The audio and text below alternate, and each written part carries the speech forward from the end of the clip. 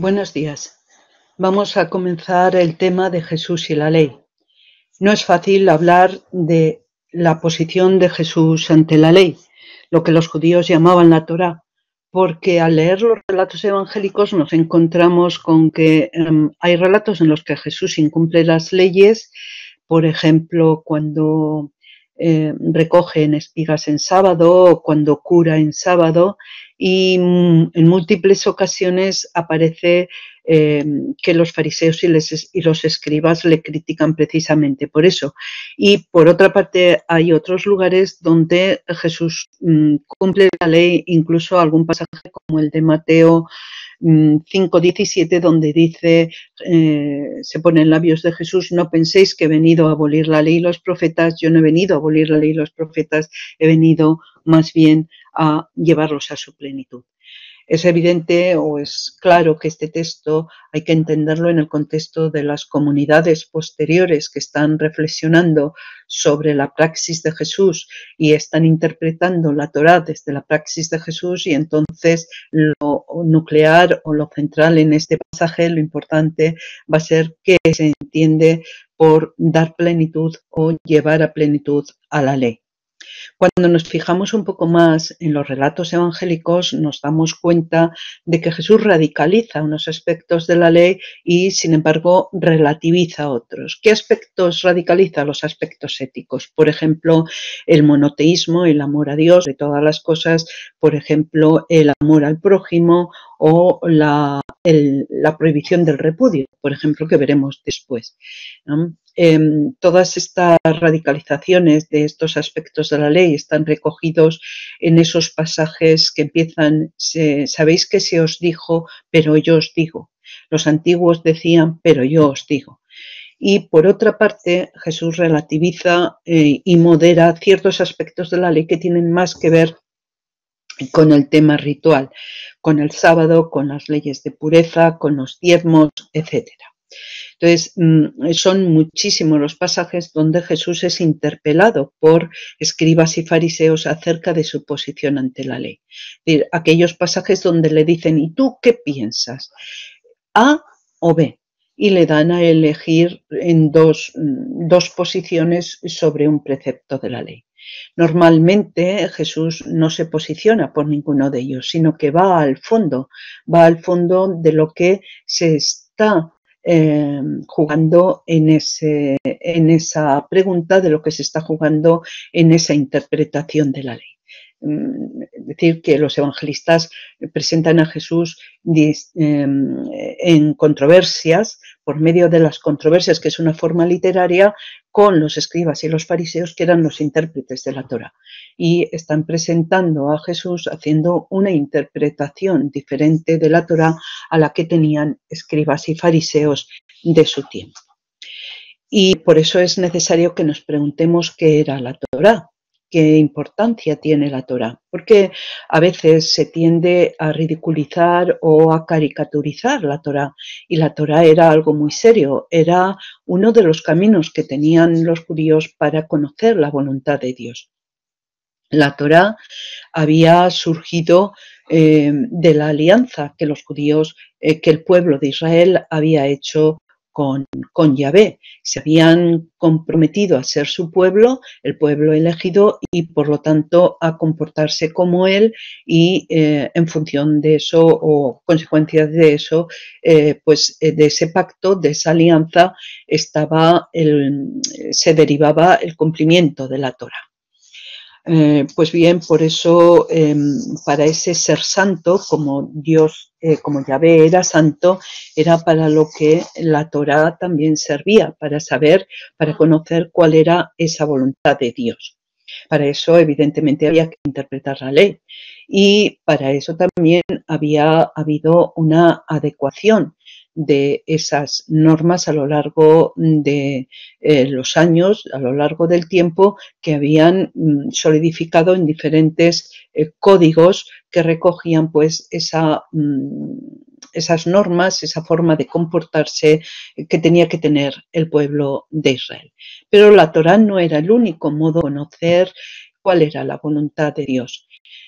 Otra forma que tenía el pueblo judío de conocer cuál era la voluntad de Dios era la creación, puesto que confesaban a Dios, a Yahvé como creador, también veían que en la creación misma estaba de alguna forma impresa esa decisión de Yahvé es salvífica para el pueblo, esa voluntad de cómo, de lo que Yahvé quería para el pueblo. Y un tercer camino para conocer la voluntad de Dios era el tiempo escatológico. Es decir, en ese tiempo llegaría a ser claro esa voluntad de Dios para el pueblo. De momento, hasta entonces, pues tenían la Torá y tenían la creación. Unos grupos se apoyaban más en unos y otros grupos se apoyaban más en otros. ¿Cuál era la posición de Jesús respecto a la voluntad de Dios y a la Torá?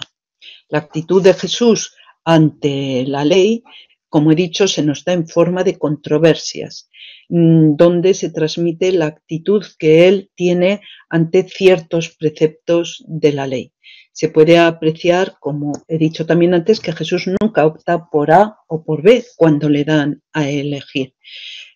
Por ejemplo, le dicen cuando le presentan el pro del repudio, ¿no?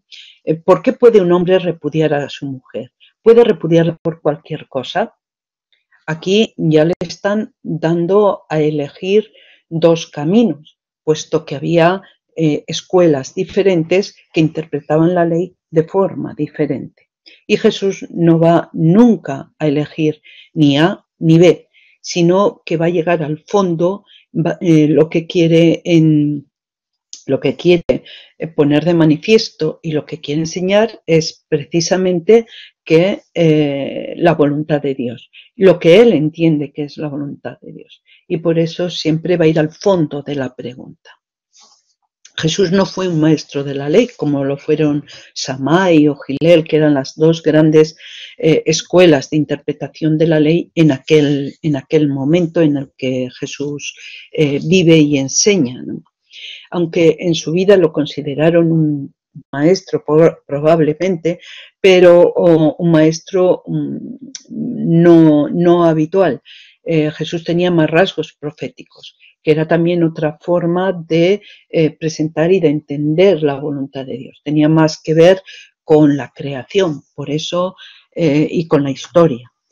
Con saber leer esa voluntad de Dios en la creación y en la historia que salía al paso, en los signos históricos. Por eso la lectura que hace Jesús de la Torá hay que definirla más como una interpretación profética de la Torá. La interpretación que Jesús hace de la Torá está guiada por la realidad que le sale al paso. Es decir, por esa realidad, sobre todo sufriente, que le sale al paso y que le hace ir viendo cuál es la voluntad de Dios en cada uno de los momentos, al igual que le hace profundizar en su propia vocación y en su propio conocimiento de Dios. Durante toda su vida está en ese proceso y es esa realidad que le sale al paso, sobre todo la realidad sufriente, insisto, la que le va a llevar a ir interpretando la voluntad de Dios y desde esa voluntad de Dios, interpretar la Torá. Su forma, pues, como digo, se parecía más a la de un profeta que a la de un maestro de la ley. Conviene tener presente una nota fundamental en este aspecto, que Jesús de Nazaret no hizo nunca declaraciones generales respecto a la ley, no dio nunca nuevas leyes. Él hablaba de principios, no hizo interpretaciones haláquicas, es decir, no interpretó la Torá para sacar normas éticas en el comportamiento diario. Esto era lo que hacían los maestros de la ley. Jesús lo que hace es hablar de ideales, de cuál es la voluntad original de Dios. Y desde ahí es desde donde dice cómo hay que actuar, pero no da nuevas leyes. Jesús no saca nuevas leyes de la ley y hace nuevas normas de actuación. dice, hace principios o establece, proclama principios generales, ideales, de acuerdo a lo que él piensa que es la voluntad más original de Dios para el hombre. Es interesante ver la posición de Jesús de Nazaret respecto a la ley del Sabbat y, como digo, respecto a la ley del repudio. En cuanto a la posición de Jesús respecto a la ley del Sabbat, vamos a ver qué era el Sabbat. El Sabbat, como la ley, era para los judíos una institución muy importante porque les daba su cualidad, les distinguía de los demás, les daba identidad. Ningún pueblo en su alrededor descansaba un día a la semana, era un lujo.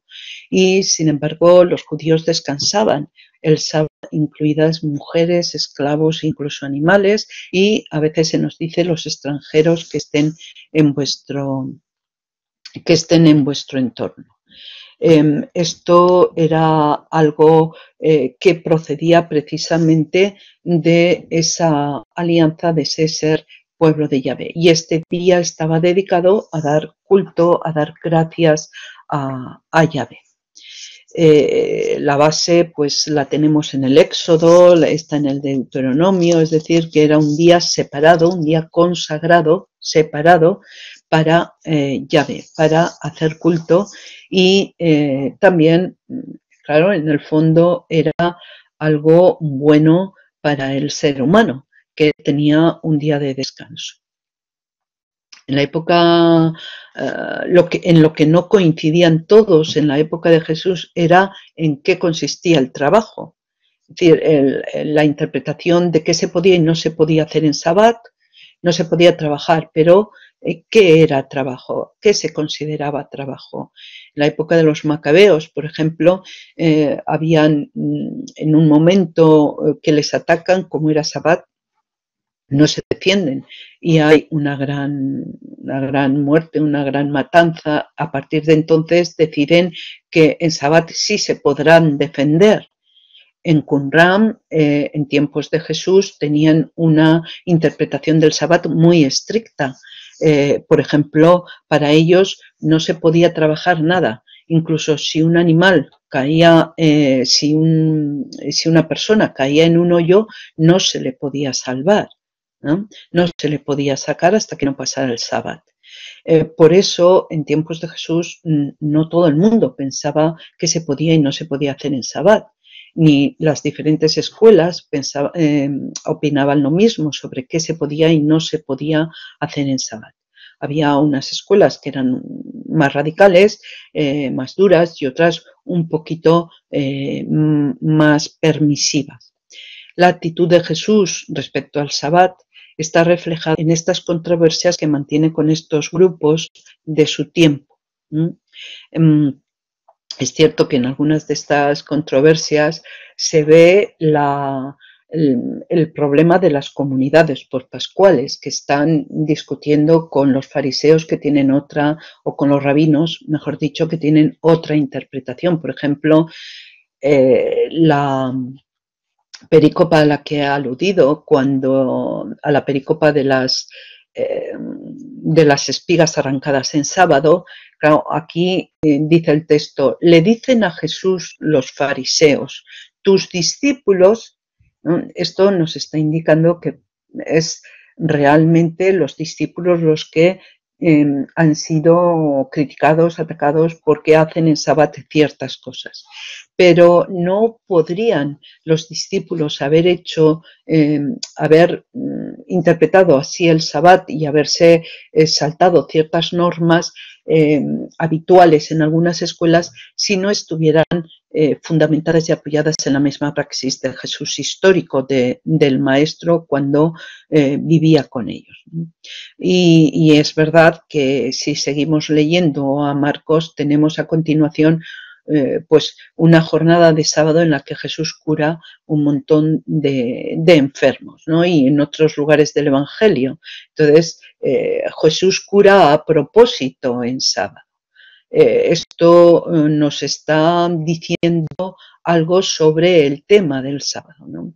Y hay en la perícopa de las espigas arrancadas en sábado, que está hecha, bueno, pues con una situación general, pero acaba con dos dichos que probablemente, al menos uno de ellos, puede proceder de Jesús y enseña y nos está indicando la enseñanza de Jesús sobre el sábado, ¿no? Y esta enseñanza de Jesús lo que dice es que el sábado ha sido hecho para el hombre y no el hombre para el sábado. Por lo tanto, el Hijo del Hombre es Señor del sábado. Y que lo que vemos aquí es que frente a la posición de algunos fariseos, Jesús mantiene que el sábado, lo mismo que en la curación del hombre de la mano seca, en sábado que viene a continuación, Jesús mantiene que realmente el verdadero culto a Dios es la liberación del hombre, que la institución del sábado está hecha para el bien del hombre y que eso es el culto a Dios, ¿no? En la línea profética, un poco que sabemos que conocemos por los profetas del Antiguo Testamento. Es decir, que hay una crítica a la institución que se puede poner por encima del ser humano y que aquello que había sido creado en beneficio del ser humano puede acabar oprimiendo al ser humano. Por lo tanto, lo que le interesa a Jesús en el tema del sábado es cuál es la auténtica voluntad de Dios para el sábado, por qué ha sido creada esa ley, esa norma del sábado. Y por eso ese curar, ese liberar en sábado es como para él es la forma en la que se da culto a Dios de la mejor manera. Y así tenemos unas cuantas leyes. Por eso el problema que hay en estas controversias es el del criterio, aquel por el que se puede discernir la verdadera voluntad de Dios para el sábado. Para Jesús se trata no de una norma abstracta, sino de buscar el bien de la persona necesitada y sufriente. En línea con los profetas, este es el auténtico culto de Dios.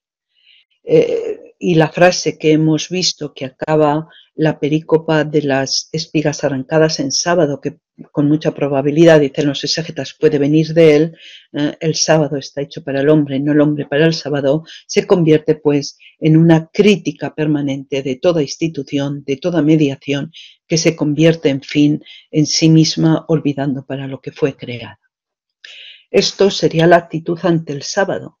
Tenemos otro aspecto de la actitud de Jesús ante la ley, que es la crítica que hace a la ley del repudio.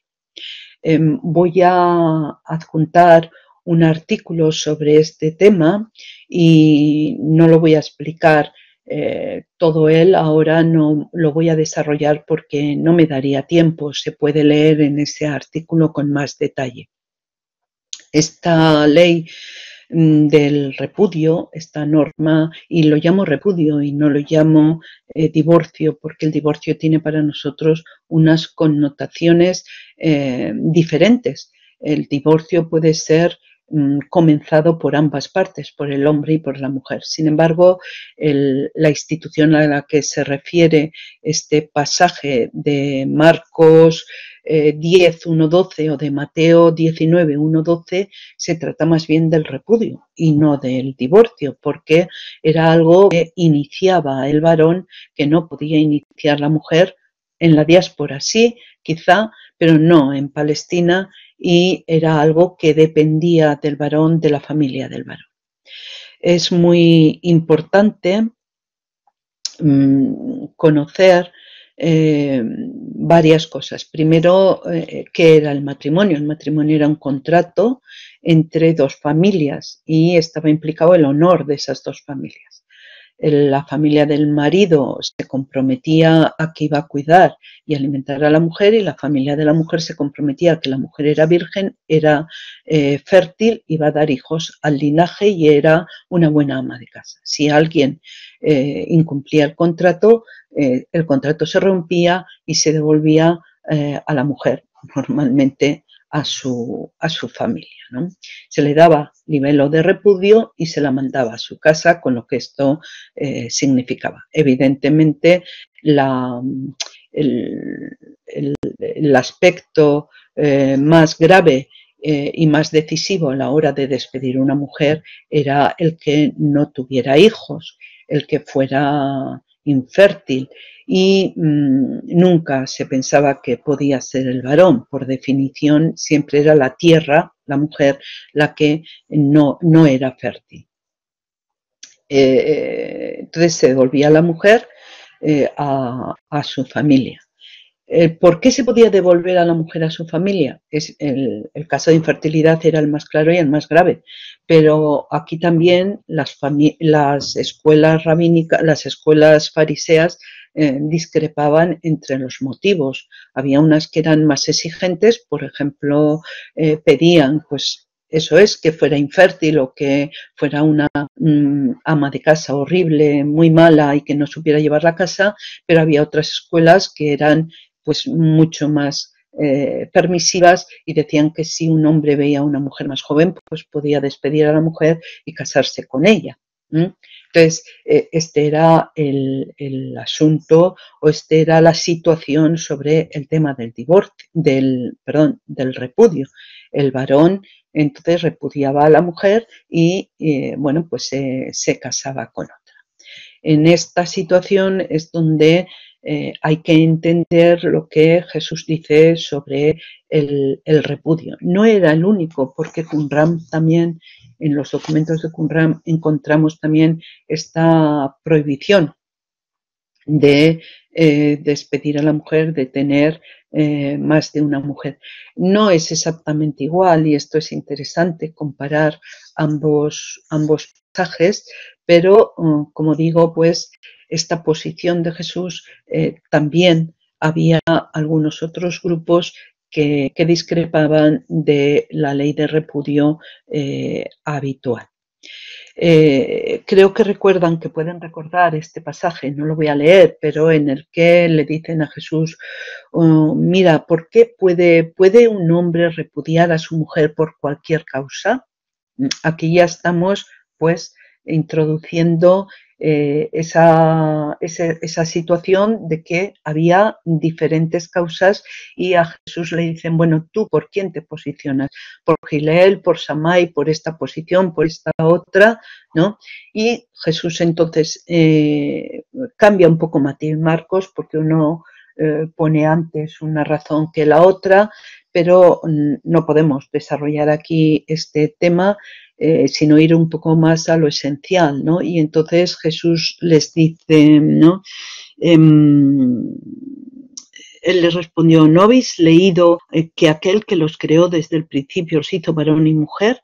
Y añadió, por esa razón dejará el hombre a su padre y a su madre, se unirá a su mujer y serán los dos una sola carne. Por consiguiente, ya no son dos, sino una sola carne. Por lo tanto, lo que Dios ha unido, que no lo separe el hombre.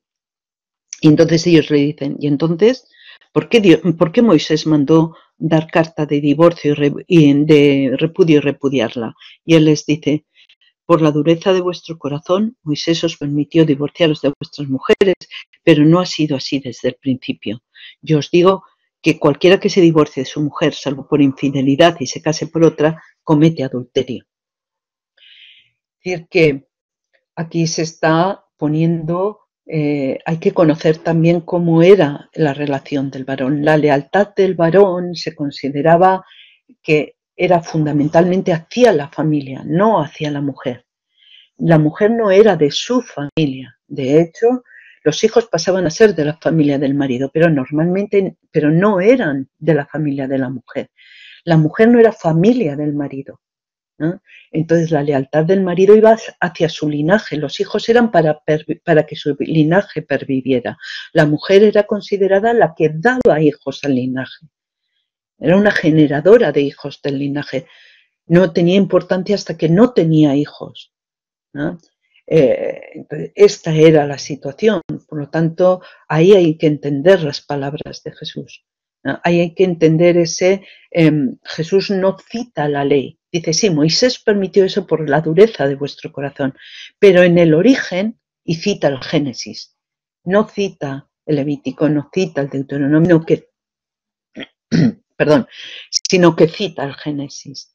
Y cita el Génesis como libro del origen, de los orígenes, de lo más original, de lo que Dios quiere, de la voluntad de Dios. Es un principio, no es una ley, es un principio general de cómo deben ser las relaciones. Y lo que dice es realmente duro para el varón, sobre todo, para la familia del varón y para el varón. Porque lo que le viene a decir es que la lealtad debe ser con la mujer y no con el linaje, ¿no? Por eso dice, y los dos serán una sola carne, y lo que Dios ha unido no lo separe el hombre. Una vez más, esa relación entre marido y mujer se pone por encima del interés de la familia, del linaje. Y es muy curioso, y esto está subrayado y está fundamentado en que Mateo y Marcos meten este relato, esta perícopa, en un contexto donde se habla de los valores del reino, de los valores que deben configurar las casas de los discípulos del reino. Por lo tanto, esas relaciones entre esposa y esposo, y después hablarán de los hijos, y después hablarán del dinero, y después hablarán de los esclavos. Es decir, de las 4 relaciones que, según los escritores, según la antigüedad, constituían la casa familia. Por eso esta enseñanza de Jesús es realmente una enseñanza contracultural. Va en beneficio de las mujeres en ese momento. Y lo que se pide a los varones es costoso, porque es poner a la mujer por encima de su familia, por encima del linaje y del interés de la casa patriarcal, del interés del linaje. Y por eso ahí se entiende lo que continúa el pasaje. El pasaje continúa así, en Mateo, pero también en Marcos. Ellos le dijeron, entonces, los discípulos le dijeron, cuando ha dicho que el que se case con otra comete adulterio. Si es así, la relación del hombre con su mujer, no conviene casarse. Y entonces en Mateo les dice el dicho del eunuco. Hay eunucos que se hicieron así por el reino de los cielos, hay otros que los hicieron los hombres, y acaba. El que pueda entender, que entienda. El que pueda acogerlo, que lo acoja. Aquí no está hablando del celibato. Aquí está hablando de las relaciones varón-mujer en el matrimonio. Y lo que está diciendo es que es difícil este tipo de relación, que incluso, sobre todo en Mateo, que va muy de acuerdo a su evangelio, puede resultar en que los vecinos, los que les conoces, se rían de ellos por tener esa relación con las mujeres. Y pueden incluso llamarles eunucos, que es como llamarles aquí, pues, mandilones o calzonazos, etcétera. Es decir, aquel que no se impone a las mujeres, ¿no? El pasaje realmente, claro, los discípulos le dicen, esto es muy duro, ¿quién va a hacer esto? Si Jesús estuviera diciéndoles, si debiéramos interpretar esto desde la clave del celibato, Jesús estaría dándoles la razón al egoísmo de los discípulos que están diciendo, pues si es así no nos casamos, mejor no nos casamos, porque claro, a ver, si no podemos despedir a las mujeres cuando queramos, no.